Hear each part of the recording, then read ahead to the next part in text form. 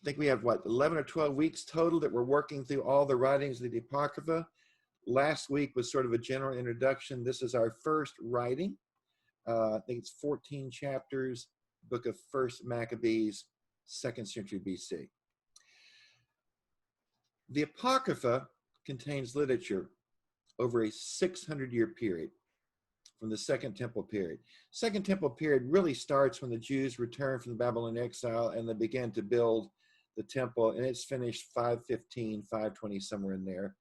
And of course, the Second Temple period will then end when the Romans destroy the temple in 70 AD.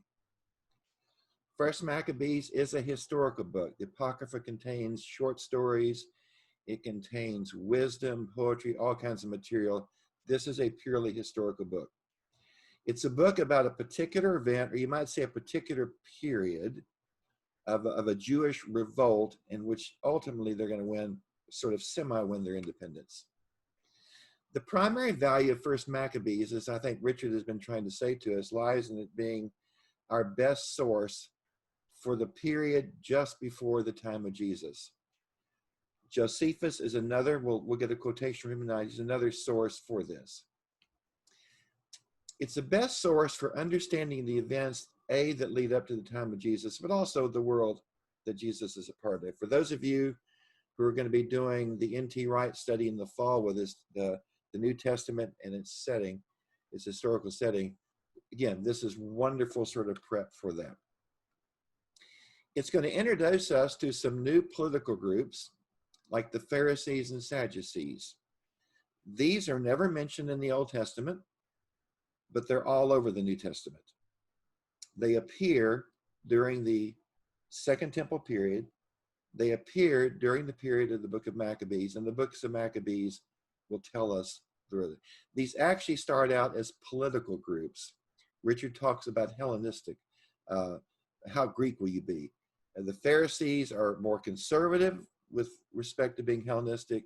The Sadducees are more embracing, at least originally. Of course, they changed some at the time of Jesus. It gives us historical information, such as how did Galilee become part of the Jewish kingdom? You know, Jesus is born in Nazareth in Galilee.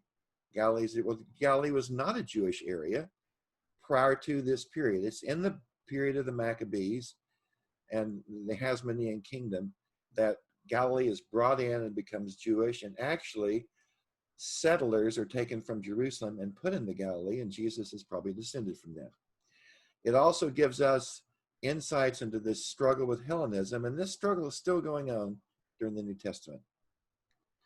First Maccabees narrates the story of the successful rebellion of the Jews against the Seleucid Greeks, starting in about the year 175, and it's going to take us down to about the year 134. It also tells us about the establishment of an independent Jewish kingdom that lasted for a century, known as the Hasmonean kingdom. Now, you wonder where the word Hasmonean come from. Well, Mattathias, who's the father in this story, his grandfather was Mattathias, or actually his grandfather was Hasmon. So Hasmonean is sort of a tilt to him. The kingdom, the Hasmonean kingdom, will last until just before the New Testament opens, and the Romans are on the scene. And when as a matter of fact, King Herod, that we know of from the Bible, this is the King Herod of Bethlehem fame, he marries a Hasmonean princess, and when he kills her, it's the end of the Hasmonean line. So we'll be looking at the story at the beginning of the Hasmonean line, and the Hasmonean line then will end with King Herod. As an intro to First Maccabees, I want to give you just a little bit of a review of the actual history that the writing is set in and the history that it's addressing, because this is not in our Bible. This is not stuff that a lot of people study. So it's probably, I just want to give some context for the story. The Second Temple period actually begins following the Babylonian exile, when the exiles return between 520 BC, or maybe even a little earlier, 530, down to 450. So they come in 4 waves. Ezra brings a group, Nehemiah brings a group, two other leaders bring groups. It's over a period of time, almost a century. Throughout the period of the Second Temple, this 600 years, the Jews, except for a brief period during the Hasmonean era, the Jews are ruled by a series of empires. First, there is the Persian Empire that conquers the Babylonians, frees the Jews, and lets them return home. And then Alexander the Great will come, and the Greeks conquer the Persians. The Persian Empire is gone and becomes part of Alexander's empire. And then ultimately, Rome will come, and at least in the area of Palestine, will conquer the Greeks. The Greeks continue in the east. They will be called Persian, and they will be called Parthian later, but it's still Greek empires. The first 200 years of the Second Temple period, from say 538, when Cyrus I of Persia issues the edict the Jews can return, down to Alexander the Great, these 200 years are relatively uneventful, with the Jews as a part of the Persian Empire, and apparently happily so and successfully so. Persia not only allowed the Jews to return to Palestine, according to Cyrus in the books in the Bible, Ezra and Nehemiah, but also in a cylinder that survives archaeologically, Cyrus the Great says that he actually allowed people to go back. He encouraged them to rebuild their temples. He gave them money. So he finances the rebuilding of the temple and the rebuilding of Jerusalem. The Jews in this period appear to have prospered during this era. The period comes to an end, an abrupt end, almost overnight, in 332, as a tsunami named Alexander the Great appears on the scene, literally transforming the landscape and marching all the way deep into India. The coming of Alexander is unlike any previous conquest. And we need to talk about this just a little bit. For the first time in its history, the land of Judah is controlled not by Eastern rulers, as it has throughout the centuries. You know, the Assyrians, the Babylonians, the Persians, these are all from the Mesopotamian area, from the east. And they all share a certain kind of culture, a culture kind of shared by the Jews themselves. But the rulers from the west, the Greeks and then the Romans, are completely different. They are different socially, they are different culturally, they are different politically. Alexander dies almost as quickly as he comes on the scene. So what has a lasting effect on the Jewish nation is not Alexander himself, but one of the policies of Alexander. He had a policy of taking the indigenous culture and blending it with the Greek culture into something that was known as Hellenism. As a matter of fact, the word Judaism, which first emerges in our literature that we're looking at, probably is meant as a counterpoint to Hellenism. Hellenism is being Greek while keeping elements of your existing culture. Judaism is saying, hell no to that. We are not buying into that. After Alexander, as Richard shared with you, the empire was divided among his generals. There were 4 of them. 2 concern us, only 2. These 2 kingdoms are going to play a role in the Jewish history for the next 3 centuries. And I'm going to try to lay this out. Richard's right. It is complicated, but with some graphics here, hopefully you'll get a feel for it. The 2 key players are the Ptolemies, because Ptolemy was the general that took over Egypt. So you can just basically say Ptolemies is Egypt. Cleopatra, the famous Cleopatra that married Julius Caesar, she was not an Egyptian. She was a Greek. She was a Ptolemy, but they were ruling Egypt. The other was Seleucus, another general. He gets the lion's share. You can see the yellow over here on the right. Well, that yellow extends way off the end of your screen all the way into India. The first 30 years after Alexander dies is a time of utter chaos, because what's happening is these generals, kind of warlords, seize geographic areas, and they all essentially, for the most part, want to be another Alexander. They want it all. And so with that, they go to war. They start attacking each other. Here's a little chart. Sorry, it's not high quality, but it's the best we got. During the period that we're looking at, there's no less than 6 wars between the Ptolemies in Egypt and the Seleucids in Syria. And they're going back and forth. And the red arrows show you who's attacking who, and what's going back and forth. At the bottom, you got the Ptolemy rulers. At the top, you've got the Seleucid rulers. And Richard's right. Who's in the middle of all this? Who's the roadkill? Well, it's that little kingdom of Judah that happens to lie in a narrow strip of land. So if either one of these empires wants to attack the other, it has to go through Palestine and go through Jerusalem. And so one of the games that's going to be played by the local rulers is, who do we need to cozy up to survive? Now, the other part of this is they're both Greeks. The Seleucids are Greeks, the Ptolemies are Greeks, so either way, the culture is Greek. So there's going to be a lot of pressure to adapt the Greek culture. Jerusalem is taken control of first by one side and then another. Ptolemy of Egypt will seize Jerusalem 4 times during this period, everywhere from 320 down to 301. After 301, he controls it for about 100 years. The Jews in Judah are controlled by the Ptolemaic Empire of Egypt. So and you can see there that the Ptolemies kind of control pretty much the entire coastline. During this period, everyone in Judah is going to become Hellenized to a certain degree. It's just like breathing air or drinking water. You can't avoid it. The dominant culture is Greek. The governing powers are Greek. The politics are Greek. The money is Greek. So to participate in this, you need to adopt some. So the issue here is not, do we become Hellenized? The issue that we're going to see emerge is, how far do you go? How far do you compromise who you are? And how much do you hang on of your heritage? The Jewish leaders in Jerusalem are the most impacted by Hellenism. Joe Farmer out in Podunk, Palestine, probably is not going to be affected much by this. But if you're part of the ruling elite in Jerusalem, running the temple, running the state, you have to interact with the Greeks, and they're going to be impacted more. During this period, this is the Ptolemaic period, this century, there is absolutely no evidence that Hellenization was forced. Hellenization is happening, but it's happening for a different reason.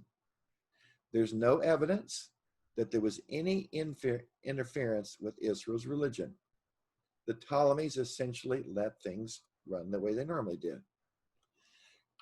Hellenism comes about because many of the leading Jews, and according to 1st and 2nd Maccabees, particularly the younger ones, they wanted to assimilate.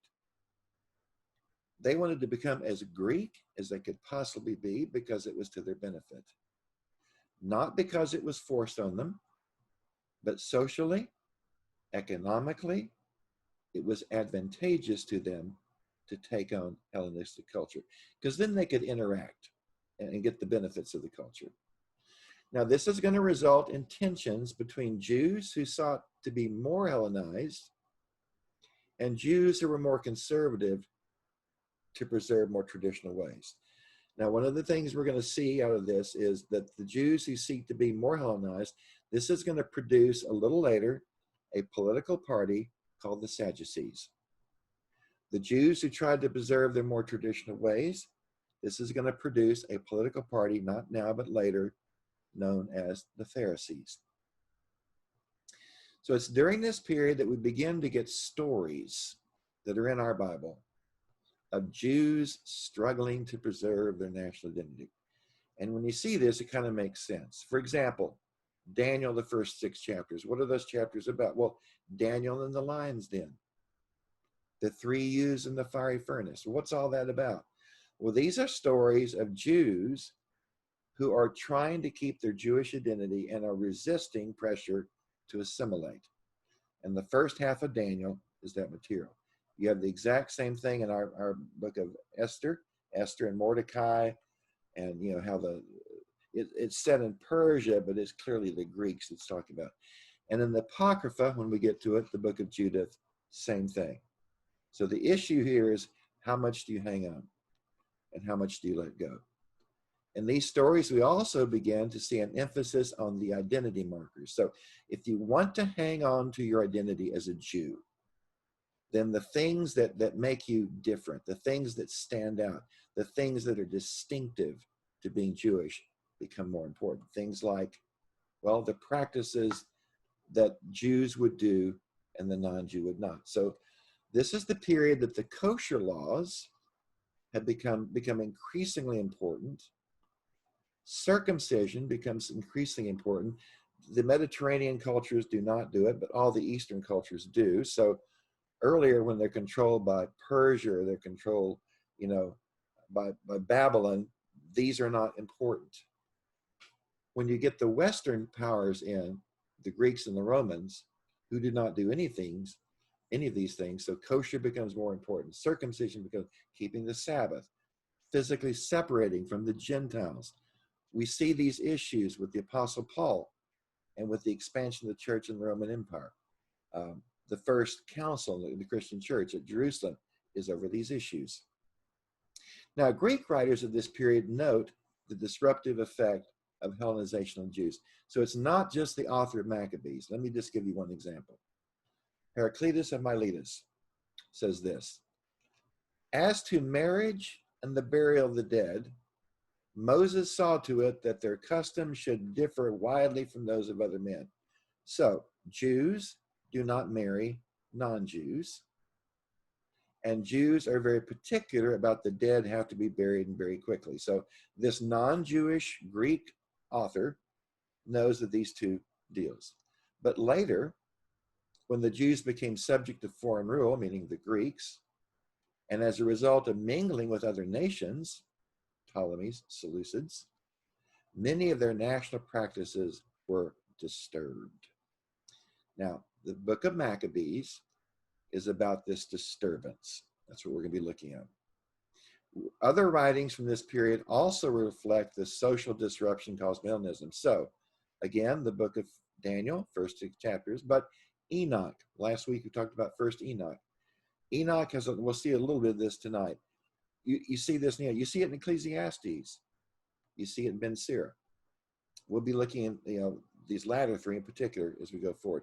Here's a quotation from Enoch. It's this social distortion going on. The world has changed, and there was great impiety. It almost sounds like the Maccabean author here, and much unfaithfulness. They, the Jewish people, went astray, and their ways became corrupt. So just like the author of Maccabees, the author of First Enoch senses this becoming Hellenized is an evil thing. We see it in the book of Daniel. But Daniel resolved that he should not defile himself with Gentile food. That's what it really means. Ecclesiastes is one of the works written as a response to the disruptive encounter of Hellenism and takes a very pessimistic deal. So we have this: meaningless, says the teacher, utterly meaningless. The old King James, vanity of vanities, vanity of vanities, all is vanity. Everything is meaningless because of the changes. The book of Ben Sira appears to have been written in response to Ecclesiastes, saying that life is not meaningless. There is something that can give meaning to life, and the thing that can give meaning is the Torah. So the answer to the onslaught of change was for the Jews to cling ever tighter to the traditions, especially those found in the scriptures. This would be the same argument we're going to see in the book of Maccabees. This is from Ben Sira, the prologue. Many great teachings have been given to us as Jews through the law and the prophets and the others that follow them. You see here the structure of the Old Testament, the law, the prophets, and the writings. This is the earliest example we have of that. And for those, we should praise Israel for instruction and wisdom. So life's not meaningless. God gave us something. God gave us the law we can hang on to. My grandfather, Jesus, acquired considerable proficiency in the law, the prophets, and the writings, and was able to make great progress living to the law. Progress is an important word here. It means successful. My grandfather Jesus was able to be successful not by becoming more Hellenistic, but by living according to the law. So there's a dialogue going here. This disruption was just the beginning when an even more radical change comes in the year 199. That is when Syria, the Syrian Seleucids, another battle, they wrestled Judah away from the Ptolemies. So after 100 years, the Seleucids get it back. The Seleucid era opens in a promising way, seemingly with a guarantee of the rights and the privileges of the Jews shall be protected with the empire. So this is what Josephus, the Jewish historian, he's a contemporary of Paul, says about this. He's quoting a letter from Antiochus. This is Antiochus the First. From Antiochus, since the Jews upon the first entrance to the country demonstrated their friendship toward us, we'll see that story later, and gave abundance of provision to our soldiers, and joined with us in ejecting the garrison of the Egyptians. What happened is that in Jerusalem, they had become somewhat at tension with the Ptolemies, and then sided with the Seleucids and basically kind of welcomed them in and helped the Seleucids take the area. So they're being congratulated there. We have thought fit to reward them, to restore their city had been damaged in the battle, and to bestow on them a pension for their sacrifice. We're going to pay for the sacrifices in the temple. I would also have the work on the temple finished. It had been damaged, it's going to be fixed. And if there's anything else that ought to be done in order to render the temple more glorious, it should be done. And it is true that in this period, the temple does get a facelift, and that the city may sooner recover its inhabitants who had fled because of the war. I grant an exemption from taxes for 3 years to its present inhabitants. Very, very generous deals. And all those citizens who have been carried away and have become slaves, I grant them and their children their freedom, in order that their property may be restored to them. So consistent with this, for almost 25 years, the first 25 years that the Seleucids controlled Jerusalem and Palestine, it's relatively quiet because they went out of the way to kind of embrace the Jews. Everything changes in 175. This is when Antiochus IV, also known as Antiochus Epiphanes, who thinks of himself as a god, comes to power in the Seleucid Empire. He's going to initiate a campaign to eradicate the Jewish religion, but it doesn't start with him. The focus of the conflict between Judaism and Hellenism is going to be the office of the high priest, because that's where the power is. The Jewish high priest is both a religious figure, for obvious reasons. He's also a political figure. He's the de facto local ruler. So the high priest is going to mediate between God and Israel, but also between the Jewish nation and the empire that's ruling them. So it is a very powerful position. It is a very lucrative position, access to lots of wealth, and therefore it is to be coveted. The crisis is provoked first, not by the Seleucids or by Antiochus, but by extreme Hellenists among the Jews. Shortly after Antiochus IV comes to power, and in a move that is unprecedented, a priest, he's a Zadokite priest, so he's of the right genealogy, but the priest Jason bribes Antiochus to purchase the hereditary office of high priest. You know, it's been handed down generation to generation in families within the Zadokite group, but it's handed down, you know, father to son, father to son. Jason breaks this by bribing Antiochus, pays money so that he can become the high priest. With Jason as the high priest, Jews who are the radical Hellenizers come to power, and it's a lot of power. They control Jerusalem. And for the next 10 years, they plunged the nation into kind of a civil war. In a bid to be as Greek as possible, they will attempt, before Antiochus does, they attempt to eradicate Israel's traditional identity and its faith. The year is 175 BCE. Going to flip over to Second Maccabees. We're going to look at it in detail next week, but there's one quote there I think that you'll appreciate. Jason, the brother of Onias was the actual high priest. Jason's his brother, not the high priest. Jason, the brother of Onias, obtained the high priesthood by corruption, promising the king 360 talents of silver. It's a lot. And from another source of revenue, 80 talents. By the way, he does not have this money. When Jason came to the office of high priest, he at once shifted his compatriots over to the Greek way of life. He set aside the existing royal concessions for the Jews. He destroyed the lawful living of the Jews. He's getting rid of these identity markers, and introduced, this is the condemning word, new customs, contrary to the law. He took a delight in establishing a gymnasium. Now, Richard read that from First Maccabees. This is the Second Maccabees version. He introduced the noblest of the young men to wear the Greek hat.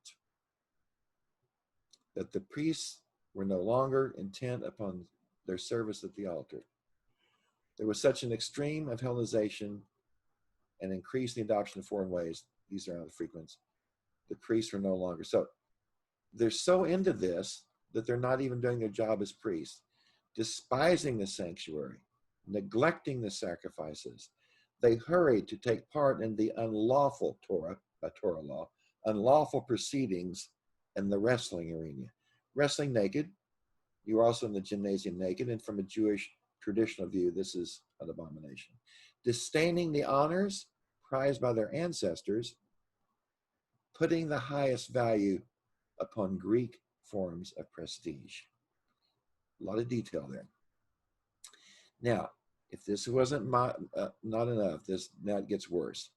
Menelaus, and even more strict and radical Hellenists, believing that Jason is not Hellenistic enough, buys the priesthood and ousts Jason. He offers Antiochus more money. So the corruption is just rampant here.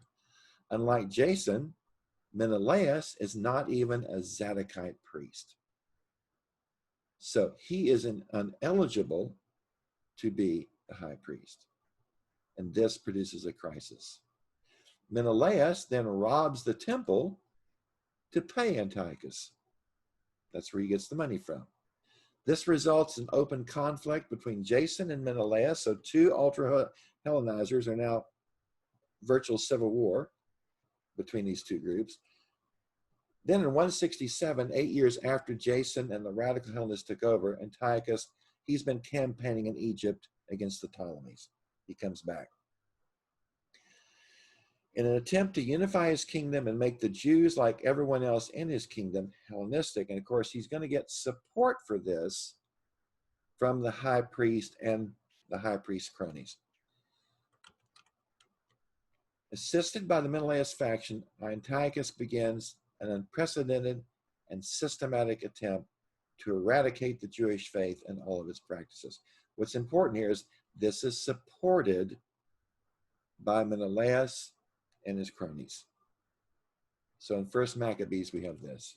So they built a gymnasium in Jerusalem, according to the Gentile custom. Removed the marks of circumcision. This is a reverse surgery. If you're going to be naked in a gymnasium or naked in wrestling and all those Greek kinds of things, it's obvious who's been circumcised, who's been not. So in this world of no antiseptic and of no antibiotics, it's a real risky thing. This is how motivated they were. They do a reverse surgery so they will appear to be Greek. They abandoned the Holy Covenant. They joined with the Gentiles, sold themselves to do evil. A little further down in Maccabees, and the king sent letters by messengers to Jerusalem and the towns of Judah, directing them to follow customs strange to the land. Now, this is important because they have control of Jerusalem. They're instituting all these changes in Jerusalem, but now they're fanning out from Jerusalem, and they're also enforcing this in the small towns.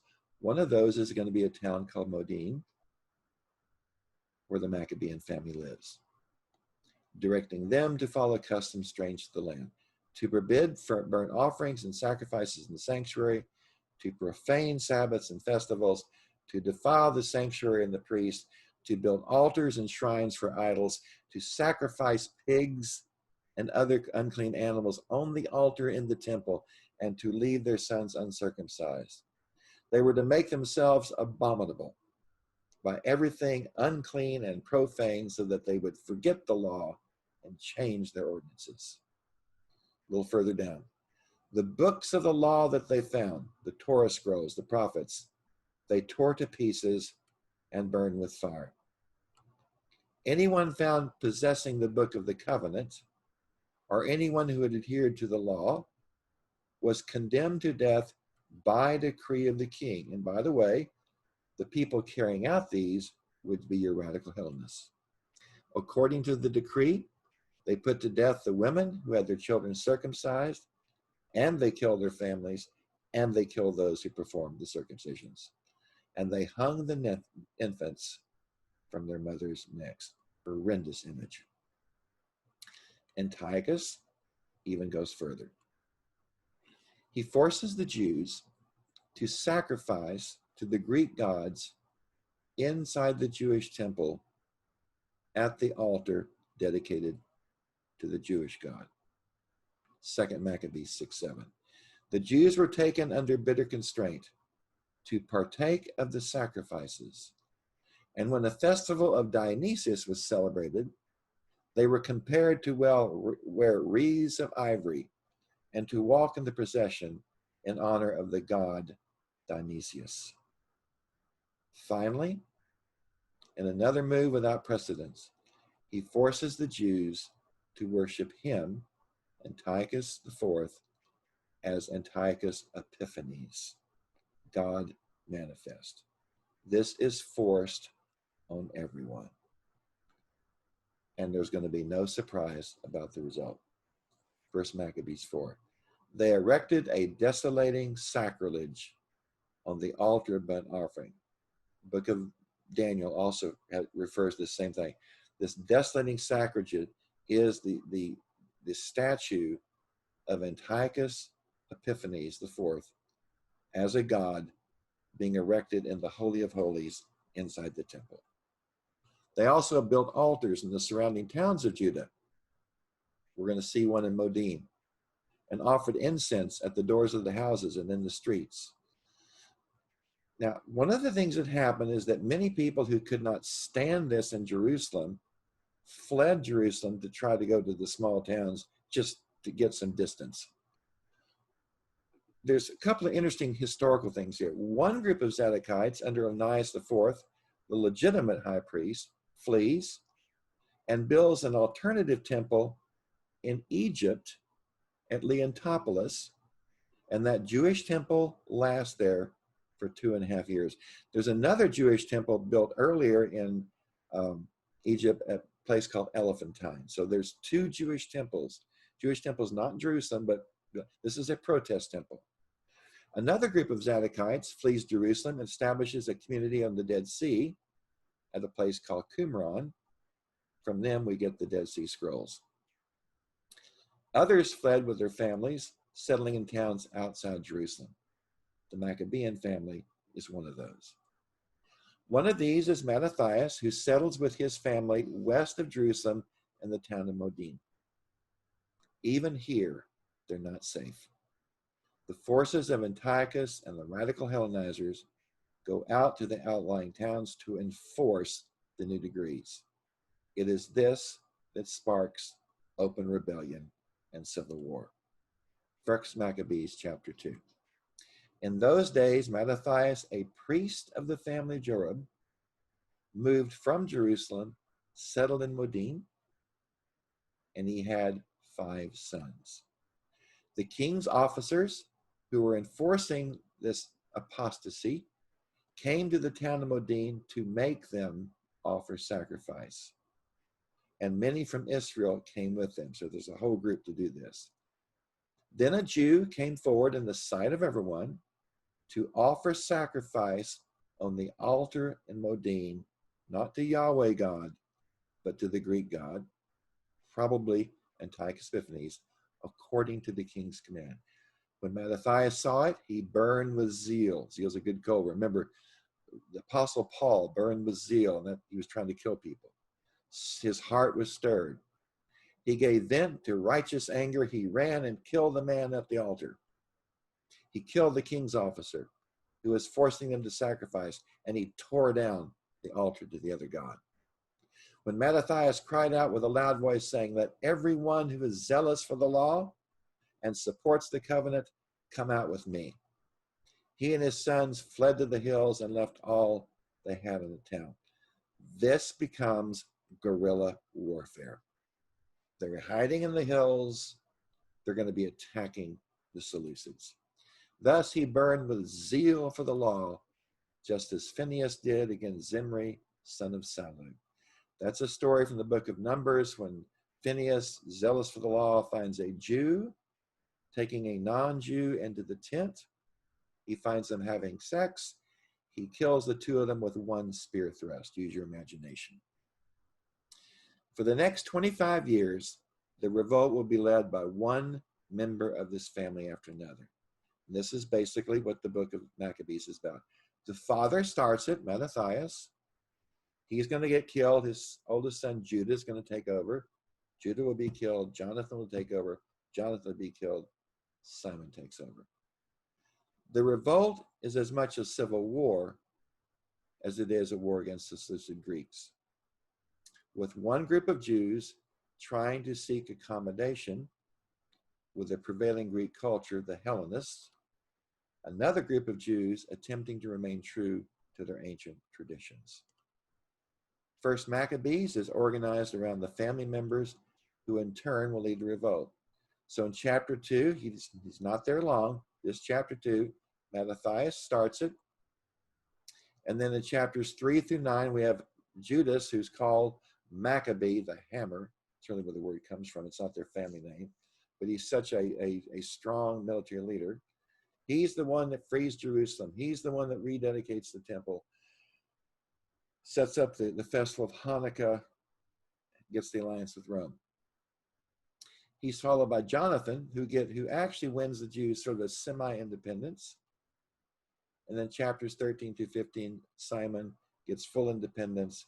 He unites the two offices of high priest and king.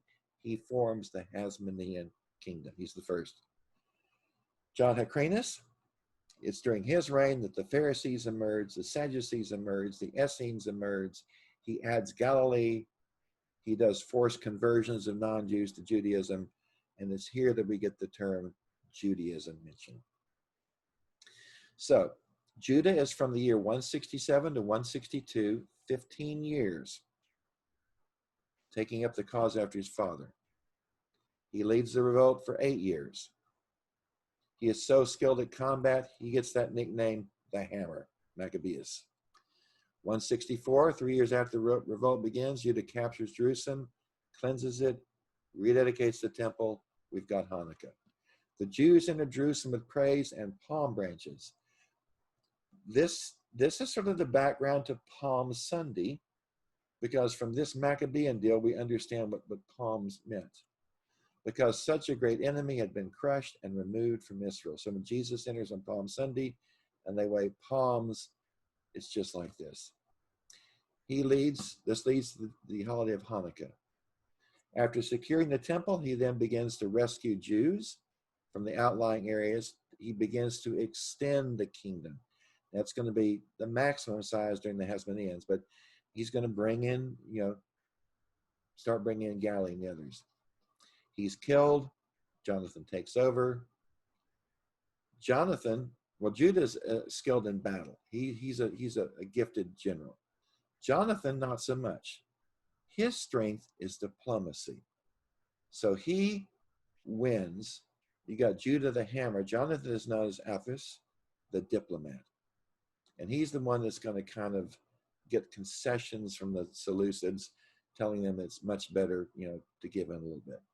He is in play for 20 years. He's the one that's named high priest, and he becomes the political leader. These are concessions he gets from the Seleucids. So first Maccabees 10, King Alexander to Jonathan, greetings. We have appointed you today to be the high priest of your nation. He also set him a purple robe with a golden crown. He's de facto king and high priest, consolidating both. Simon, when Jonathan falls in battle, he takes over. He's the third son. He rules for 8 years. He's skillful at war and diplomacy. It's Simon who finally takes the Seleucid fortress in Jerusalem in the year 140. He declares independence, but the land is not really still free. He becomes a vassal state of the Seleucids. Although they have their so-called freedom, they're still paying tribute and stuff to the Seleucids. For the next 25 years, the Jews are semi-independent. Finally, in the year 116, as the Seleucid Empire is disintegrating for other reasons, it's going to be replaced by the Parthian Empire, which is going to give Rome dickens of a fit. The Jews finally gain true independence. As Richard said, they will stay independent for about 80 years. During the period of Simon, with the passing of the torch to his descendants, we leave the Maccabean revolt and the Greek period. We enter the most influential period of Second Temple Judaism. This is the Hasmonean period that blends into the Greek period. The kingdom lasts for 80 years. It only ends when Rome enters the stage in 64. What happens, again, we got two groups fighting. One group has a really bright idea. Let's invite Rome in on our side so they can help us win. Pompey Magus, Pompey the Great, comes in. He says, great. He comes in, but his plan is a little bit different. He basically annexes Palestine to the Roman Empire. And then, of course, Rome will then put Herod the Great on the throne.